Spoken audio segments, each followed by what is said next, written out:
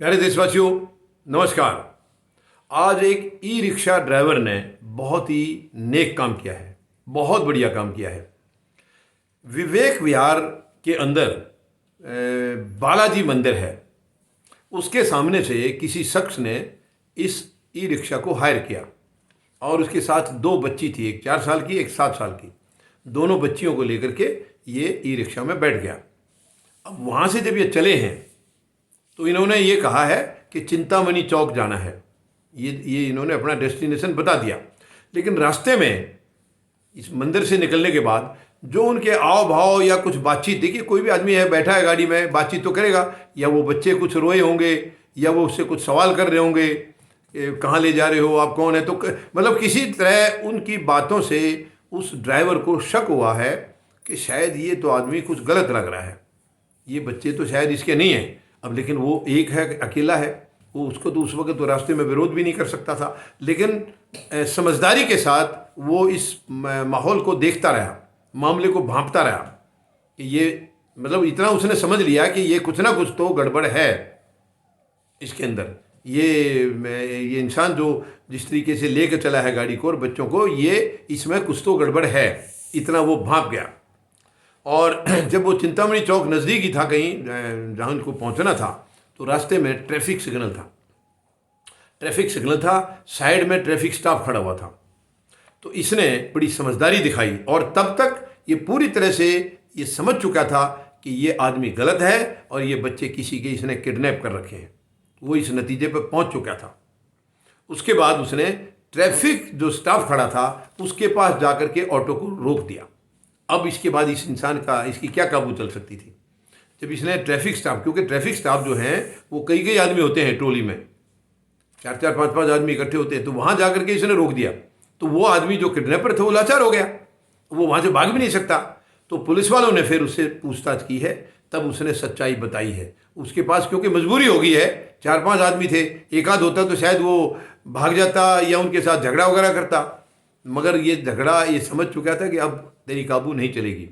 और फिर इससे पूछताछ की गई तो इसने बताया ये आदमी बिहार का रहने वाला था और इसने ये कहा कि ये दोनों बच्चियों को बिहार लेके जा रहा था, वहाँ इनसे भीख मांगने का काम करवाना था। देखिए कितनी शर्म की बात है, कितनी शर्म की बात है, दूसरे के बच्चों को उजाड़ करके दूसरे के परिवार को, और तुम भीख मांगने के लिए। पहली बात तो वो बच्चियाँ अभी छोटी छोटी हैं, उनको दुनियादारी का भी पता ही नहीं है, वो क्या करेंगी दुनिया में, क्या कुछ अपना नाम कमाएंगी, और तुम उनको भिखारी बना रहे हो। कितने बेशरम है ये, ऐसी ऐसी हरकतें, कितने बेशरम लोगों की हरकतें हैं। और जिस परिवार की वो हैं, जिस माँ बाप की वो हैं, उनके ऊपर क्या गुजरी होगी, उसको ज़रा सी भी कोई चिंता नहीं रही है। मैं यहाँ पर एक संदेश पेरेंट्स को भी देना चाहूँगा, माँ बाप को भी देना चाहूँगा, इस तरीके से अनअटेंडेड मत छोड़िए अपने बच्चों को। हालांकि हमें दुख है कि अपने देश में भी हमें मतलब रखवाली करनी पड़ रही है, ये अफसोस की बात है। अपना देश अपना होता है, यहाँ हमें रखवाली की ज़रूरत क्यों पड़ रही है। लेकिन क्या करें, माहौल ऐसा है। ये निकम्मी राजनीति, गंदी राजनीति, नकारात्मक राजनीति में सबको एक दूसरे से नफरत हो चुकी है। कोई आदमी बेकार हो गया है, नौकरी नहीं है, पढ़ाई लिखाई नहीं है, वो गलत काम करने पर उतर जाता है। कुछ भी कारण है, लेकिन इस नकारात्मक राजनीति ने देश को बर्बाद कर दिया है। तो इस तरीके से आदमी गलत काम करने में पता नहीं क्यों एकदम से कदम बढ़ा देता है। तो पेरेंट्स से मेरी निवेदन है, आप अपने बच्चों को जहाँ भी लेकर जाएं अपनी निगरानी में रखें।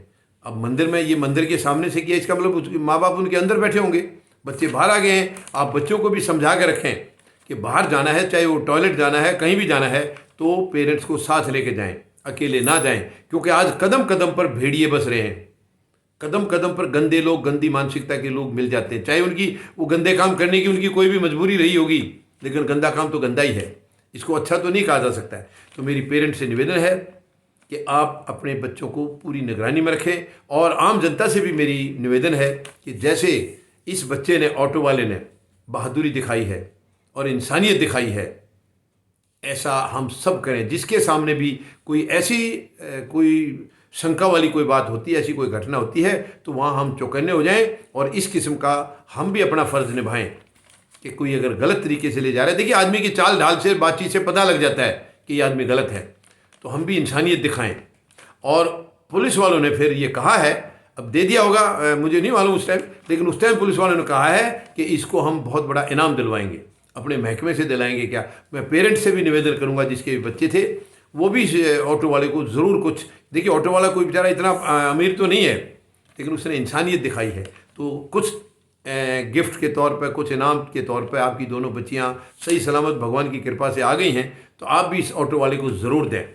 और आम जनता से, समाज से मेरा निवेदन है कि ऐसे ऐसे गलत लोगों पर हम नज़र रखें।